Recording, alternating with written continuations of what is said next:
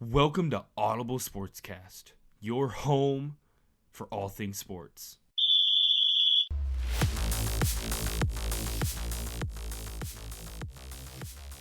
Welcome back to another episode, everybody. We have Brett and Jeff here today, and yes, we're kind of finally into the dog days of not necessarily dog days of summer, but definitely the dog days of the NFL season. Rookie mini camps, some teams are kind of still doing them, but that's kind of done.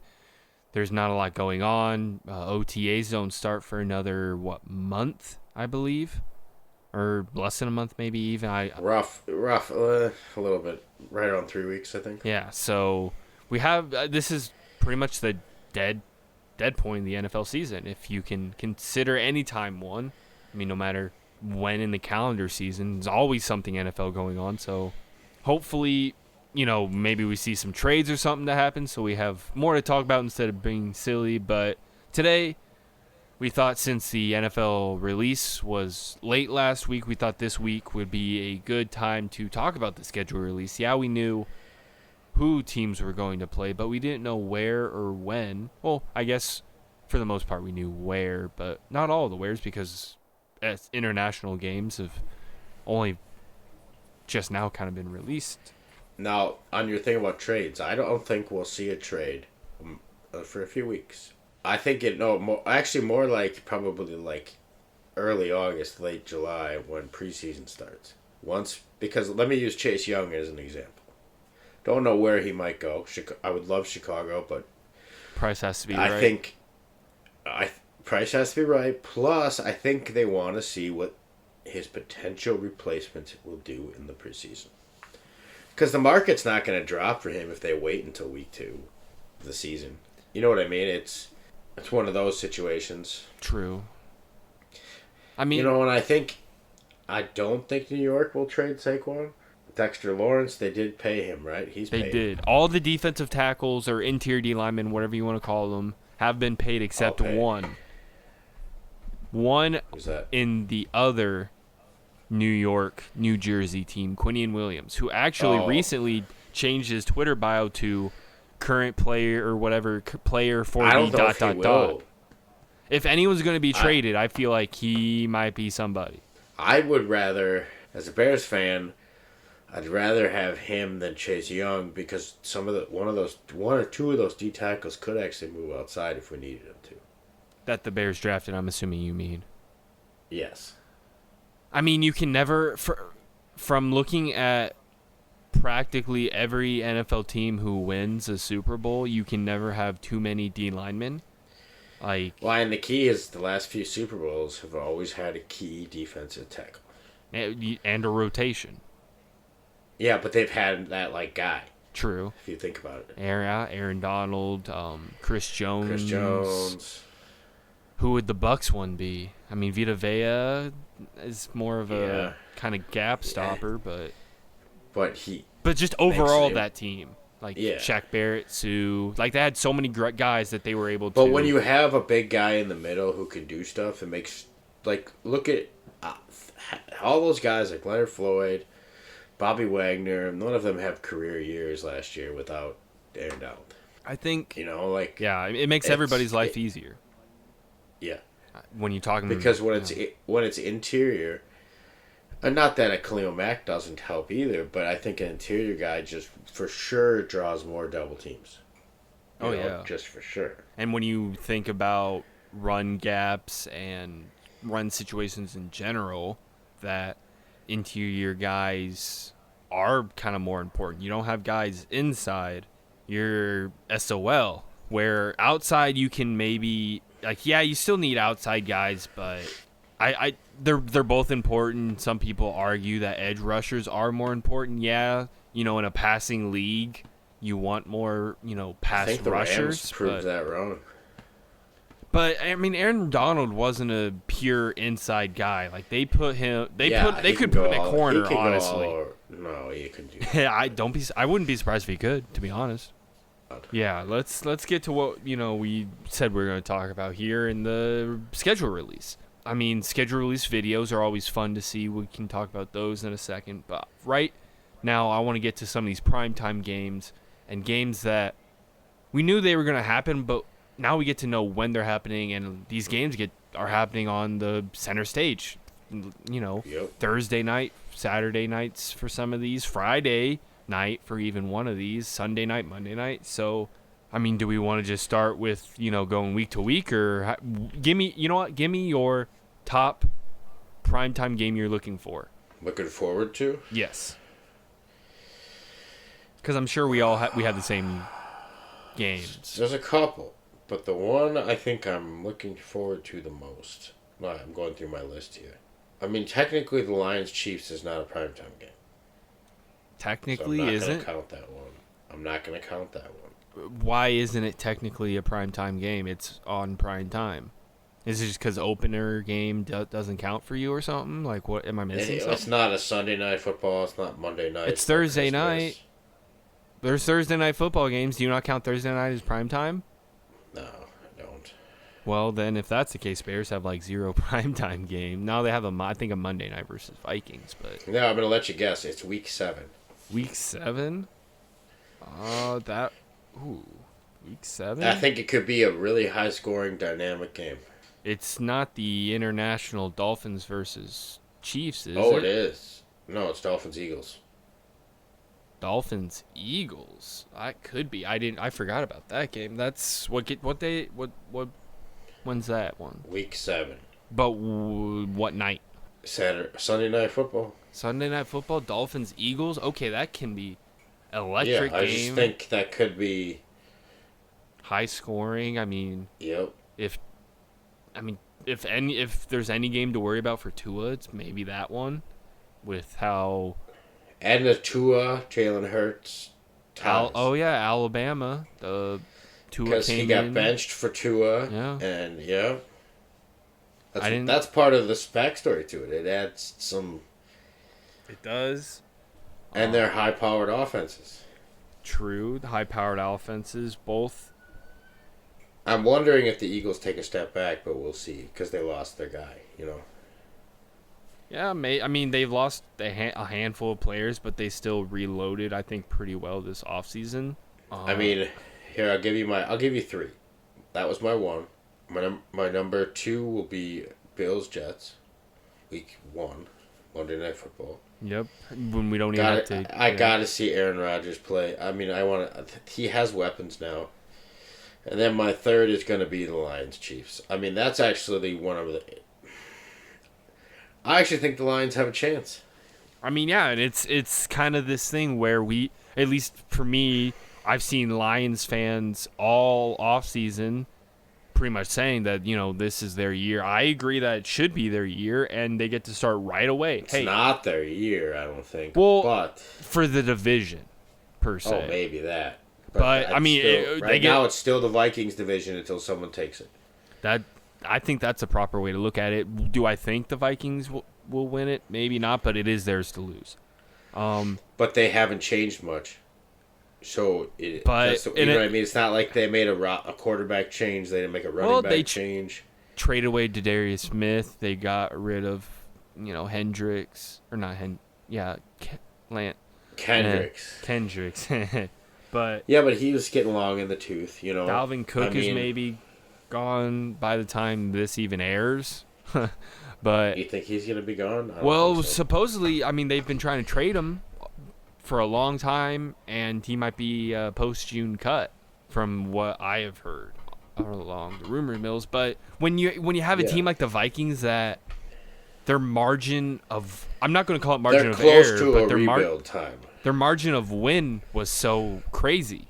Like, the point differential, the whatever you want to look at it, it's just like they were almost an asterisk on the way they competed. So it's going to be tough for them to repeat in the same variety. But at the same time, another year for Kirk Cousins, Justin Jefferson, and the system for the McConnell system. So, I'm always excited about the NFL, but I think this year I'm a little more excited because of things like Rodgers to the Jets. Russell Wilson, can he have a backup? Can he come back? Can he bounce back? Justin how's Fields. Derek Carr there were so many big quarterback changes or things that happened to help the quarterback changes from the year prior. Yeah. I mean, even look at the 49ers. Like so many little storylines. There is. It's, I mean, Jordan Love can he do it? Is Kirk Cousins going to keep being Kirk Cousins? Are they going to pay him again? Is Aaron Rodgers going to just break his collarbone, or is he going to come out and take the Jets deep into the playoffs? Yeah, I mean, there's. I think that's the best possibility for that. That's the high. That's the ceiling.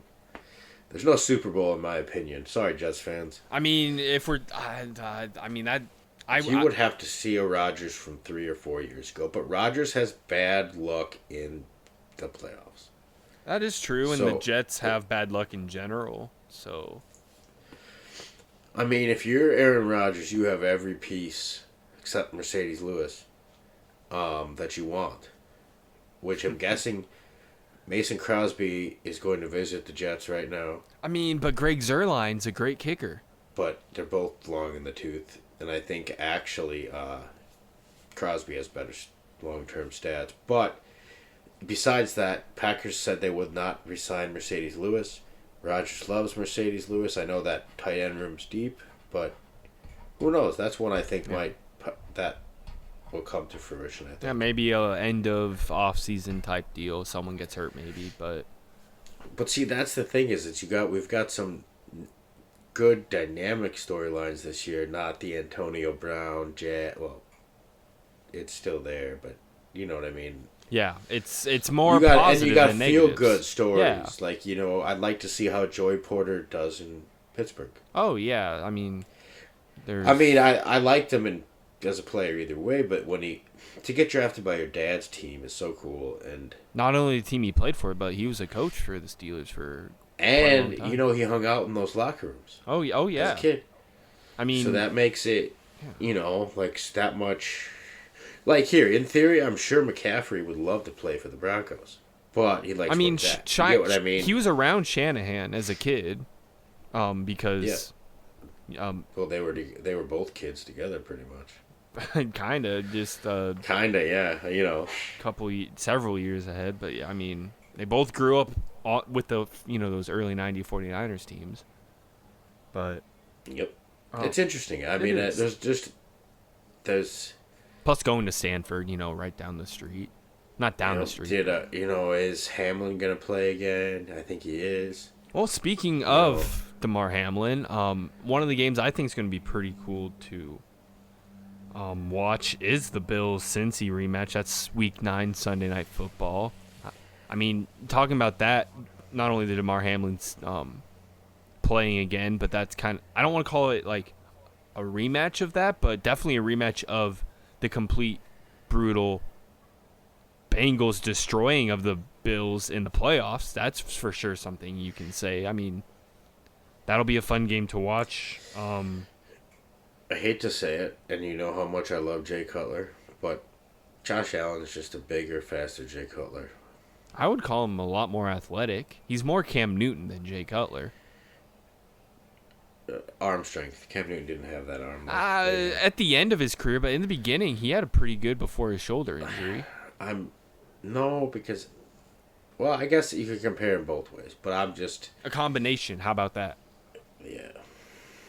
Cam Newton and Jay Cutler had a baby, and that's Josh Allen. And that's don't know how they did that, but good for them. Congratulations on the child. I just don't know. I really just don't. I like him too, but. How about this though? For I don't think he's a Super Bowl quarterback. Maybe he ever gets one. I don't think he gets. I don't think he gets any. I mean, that's hard to say. I mean, it's just now if Mahomes didn't exist, he might. It's just that's part of the problem. The AFC is so tough to, like, it's kind of like those late 2000s with Brady, Manning. Roethlisberger, I mean, I don't want to say Joe Flacco, but the Ravens team in general. Joe Flacco had some years. Yeah, he did, and the Ravens in general were always competitive. I mean, the Jets for 2 years. The Ravens proved that they don't need a quarterback like Lamar. That's why I'm shocked they kept him. Simple supply and demand will tell you that every team will keep a quarterback if he shows anything. But I know. I'm excited. Now finish. What's up with so your games? so it might not necessarily a game, but a two games I want to talk about here. The Jags playing back-to-back games in London. That not only is that cool that we're seeing. I wonder if they stay. I think so. Or do they go? I mean, what's the Because point? going home would be stupid. Yeah, I mean, you wasted gas, wasted No, it's the time. exhaustion on them. Oh yeah, I mean, by that second game, you'll be practically a Brit. So like, you'll be acclimated. I mean, I know NFL players are different on how they feel about going early versus going late. We're going to see firsthand how that's maybe dealt with. And if that works out, I think this is a pretty good way of showing that maybe you have a team primarily play most of its games in London, whether that's an expansion team or the Jags or someone else. More than likely, it'd be one of those two options. Jags are an expansion team, but I think this is... I don't even look at them as an expansion team anymore. You know what I mean? I just don't see them. Well, that the way. Jags, no, but I'm saying an expansion, like a team that is like a British or like a London Bulldogs, like going back to the Madden days when you would, make expansion teams. That was always one of them. Or the Knights, Black Knights, I think was the other one. But, though, like... Now, go ahead. Now that we've gotten the games in, I just got a question for you. Hit me. Who's going to be the most improved team record-wise this year? Record-wise. Okay, so... I mean, we kind of talked about this last week. I know you weren't here, but, teams going from worst to first. This kind of has the same... Yeah, but I mean in general. But in general... you have to pick one team. I mean, obviously, the first team I thought about of teams who got better after being very bad was the Bears. But I was going to say, take your Bears fan side out of it. But, yeah, taking the Bears fan side out of it, we still need to see more out of Justin Fields, and I even kind of talked about this last time. Yeah, I know you did. But you guys talked about a broad range. This is tough. So I'm going to have to go with... because you also think about, like, the Rams. The Rams are really bad mostly because of injuries. I think they'll be really good this year? No, but they can easily take a step in the right direction. The Browns, I think, could be another one of those teams where you have now a full off season with Deshaun Watson. They're kind of making a lot of win now moves. Hard, though. They are in a tough division, and they are the Browns, so I don't want to give Browns / Deshaun Watson a bunch of credit. You're struggling here. Well, there's just so many good teams that it's like, why did you have a team in mind when asking this question? Well, I have my pick, which is Indy. Indy, okay. Based on their division and their schedule, they can make a big. Even if they're a 9-win team, whether they make the playoffs or not. But that along with Bears or even the Commanders, it's just the question mark at quarterback. Unless you're betting money on the Commanders, I would say the Bears and the Colts. The Bears, Colts. Oh, I want to say Texans so bad, but I think they're another year away. I think the Colts and the Texans are both another year away. I mean, in theory, you could throw teams like the Chargers in, but they have too much talent that I'm not going to, Yeah. Cardinals too. I'm just based. Yeah. I mean, it's hard. You can't. I don't know. I think the Cardinals are going to get worse before they get better. I mean, it depends, how much Kyler obviously plays, but there's a lot that team desperately needs, even more than just Kyler being healthy. So it's a good year to maybe have 2 early top 5 picks for them. They can do a lot. It's a cool fantasy year, but we'll cover that another day. Oh yeah, but something I want to talk about while we're talking about these schedules. Obviously we're both Bears fans. We don't shy away from that, and something that's become a long tradition, especially for a majority of my lifetime, is Bears Packers playing primetime. Most of the time it's Sunday Night Football, but they have played on other venues primetime. As of right now, not as of right now. It's where they're going to play. They play week 1 and week 18. It's 18. They do not play a single primetime game this season. And the Bears or the Packers? Bears versus Packers. They don't play against each other. They both have... Why do you think that is? I don't know, because you can't say they didn't want to give them primetime games because the Packers have 5 and the Bears have 4 primetime games. So, obviously, they were still given primetime games, just not against each other. They just didn't want to see the Bears, because of the Rodgers situation, I think. Maybe, but it's still odd that they're still getting the plenty of primetime games, just not against each other. When it's weird because it's like here, Cowboys and Green Bay, in my opinion, have the most fans probably in the country. Probably. I mean, maybe 49ers, Patriot bandwagon fans still roaming around that don't care. Yeah, but I think, I don't know. The Packers have a huge following, and so did the Cowboys. It's insane, to be honest. That's an interesting question. Maybe that's a statistic I'll look up for next week. Yeah, but the reason I want to bring this up for the Bears-Packers is since they have played a very long time primetime. Yeah. I know we talked a little bit about this before we recorded, but when, I didn't tell you the number, when do you think was the last time the Bears and Packers did not play a primetime game against each other? I have 2 answers. One... 33 years ago. Give me... I want a year, because I didn't do the math. I mean, this is easy math, but give me a year that you think was the last time they did not play a primetime game against each other. 87. 87? 1987. You're going way too far ahead. So, in 2005, they played a Christmas evening game. So, I don't know if you want to technically count that. It's not a night game, but it is probably the only game being played at the time, nationally broadcasted. So, before that was 2004, is probably what you would consider the last time the Bears and Packers did not play on primetime. So, it has been nearly 20 years since the Bears and Packers have not played on primetime. That's through the tail end of Favre, and then all through the Rodgers era that there has been. So, Jordan Love, you're getting to start your potential tenure, at least 1 year as a starter without a Bears-Packers primetime game. So that's interesting factoid. I know some people don't care and don't want to watch Bears-Packers primetime. I guess I was just going back to when I knew that both teams were not good. You know what I mean? That's kind of why I said 87. Because 86, the Bears were still okay. 87, the Bears were not. Yeah. And then that's when the Packers were pre-Brett Favre. Yeah, I believe they traded for him in 92 or 93. No, 92 is when he was drafted. 93 he was traded.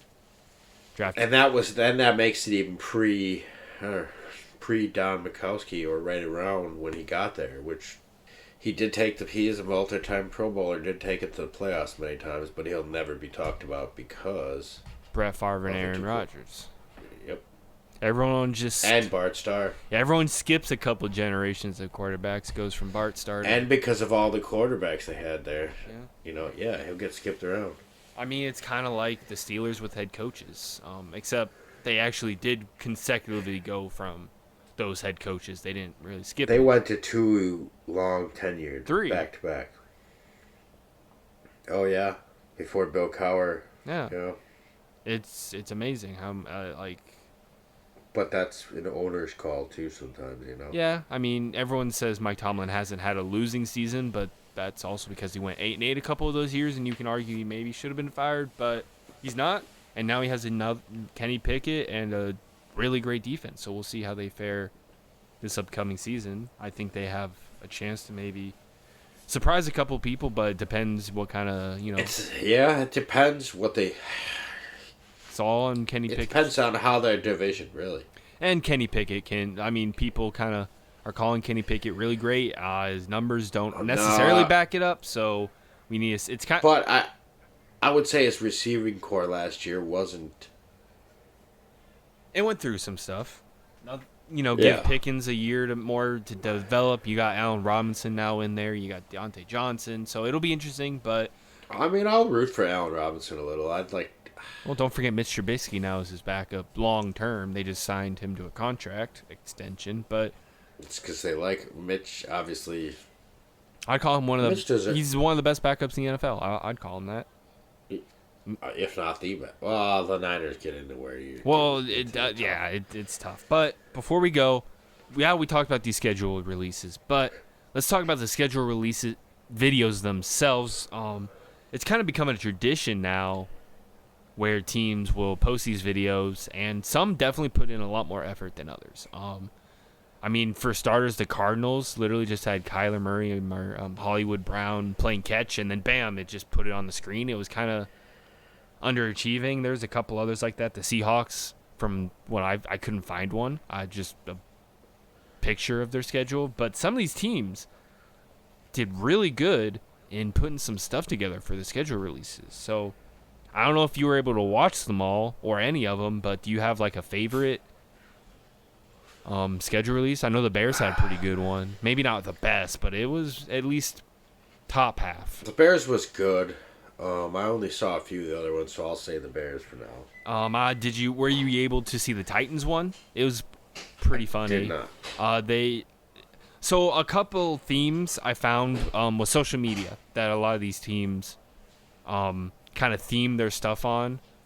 So a couple teams did like you're scrolling through TikTok, and that's how they released kind of their schedule. But the Titans did one where they were on Broadway in Nashville, and they had just random people like, oh, what team is this? And most of the people did not get any of them right that they showed. Did see that. It really made me upset. It's funny though at the same time. Like the Colts were called the Cowboys twice. Chargers were called Lightning McQueen. So but Jesse wouldn't be able to get them. So no, she could get, no. Hold on, Jesse would get the Cowboys right, the Bears, the Packers. But I think we're in this bubble where we spend so much time talking about football. I think they picked Nashville on purpose. Well, it's also that's where the Titans play, so it makes sense to do it there. But yeah, you have a lot of people that don't care about football coming to a place that has a football team, so it makes sense. Like if you do that in Chicago, everyone's going to know a lot of these teams because it's a very big sports city. Doesn't mean everyone will know, but Nashville's not a very big sports no, but city. They have. Music city. Yeah, but they have their fair share of good teams, I guess. Yeah, no, I'm just saying. It's my opinion. And could you do that for other sports franchises? Like if I were to give you all the NHL logos, could you name them off? All the NBA logos, MLB logos? Would you be able to 100% those? NBA and MLB, yes. Could I do NHL? High 50%. I think you do better than you think.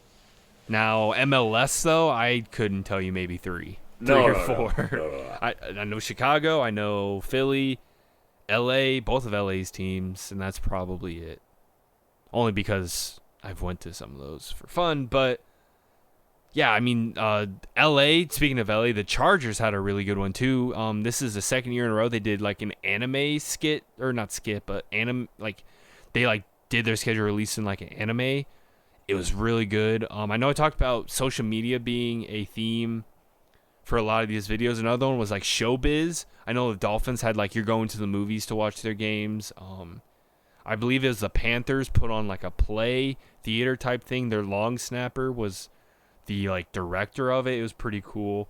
But I think now I talked about the Titans being probably one of the better ones, but the Jaguars and Saints both did something very interesting so kind of something we talked about lately as like sports being scripted, especially with the draft lottery with the NHL and NBA. We don't have to get into that, but so they did videos as if they had script writers writing the schedules and everything that goes about in the games. They're pretty funny. If you're going to check out any of them, definitely check out Saints and Jaguars. I think the Jaguars was a little bit better than the Saints one, but it is pretty funny having they had players come in acting like they're actors playing these players, but they are those players at the same time. It's just, you can tell they put a lot of effort and time into those, and it's pretty cool when seeing, these teams actually taking schedule release videos this serious, and it's becoming like a thing where we might see it be expanded even more. Like we have like a whole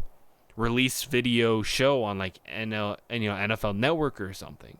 So it's cool how much time, effort a lot of these teams, some definitely a lot more than others. I mean, from my understanding, the whole anime thing from the Chargers, which definitely check that one out too. The time and effort was put a lot into for that one, and from the way I understand it, it was just got one guy in-house that made that a whole thing. So it's crazy what some of these talented people are able to do. Oh, yeah. Like, it goes to show that we need to put in more effort, but that's beside the point. Definitely, I mean, just check out all these schedule release videos, whether that's this year's, last year. Like, some of them are worth rewatching, even if you're not trying to just look at the schedules. But wouldn't take long. They're short. Not for the most part. Some of them take a couple minutes, but for the most part, yeah, they're only a couple minutes long. Each half an hour a day. Yeah, easily. I mean, 32. If that. 32 videos. Some are longer than others. I know some are like 3-4 minutes, but that's I think max. the Cardinals is like 30 seconds. So yeah, exactly. So it's easy watching. I definitely suggest watching them on top of watching, obviously, this podcast if you made it this far. But that's really all we have for you today. Next week, I'm sure we'll have something very fun to talk about. Might get some creative things to talk about, but just make sure you're watching sports. NHL and NBA finals. I know Stanley Cup is what it's called in NHL. Don't get mad at me, but those are right around the corner. So keep an eye on those and watch them while you can, because pretty soon we're going to be at the literal dog days of summer, not just in the NFL. So watch those while you can, because sooner or later we're going to be stuck with baseball, and baseball's fun to watch, but it's definitely, of all the ones, the least fun to watch. But correct. Go to a game while you're at it too. I know baseball games are a lot. I heard it's gotten better now with the clock. Yeah, for the TV viewers, I've actually heard that if you go to a game. Oh, really? Because, the baseball experience on TV versus in stadium is a lot different. So now that it's a lot more faster paced, the baseball experience in stadium is, from what I've heard, a lot worse. I mean, games are going shorter, think about some of the things you do, like the Oregon's playing, the beer challenge or hot dog challenge. Like, it's harder to do some of those kind of things when, innings are kind of flying by. But I mean, we'll see once, summer kind of hits. It's still kind of early, so we'll see how baseball does. I'm hopefully this summer maybe catch a couple games, whether that's the north or south side of Chicago, maybe try to venture elsewhere in the world to see some other games. But I mean, we'll see. I'll be in Anaheim for 4th of July, so maybe I'll try to see an Angels game if they're playing. That'd be cool. That would be cool. Maybe if I can get game Shohei's pitching. Oh my God, that'd be amazing. But that's all we have for you today. Make sure to like, comment, subscribe. Social media is always linked down below. Check those out. Always trying to tweet, always trying to TikTok. Definitely check our TikTok out. We're doing a lot of fun stuff over there.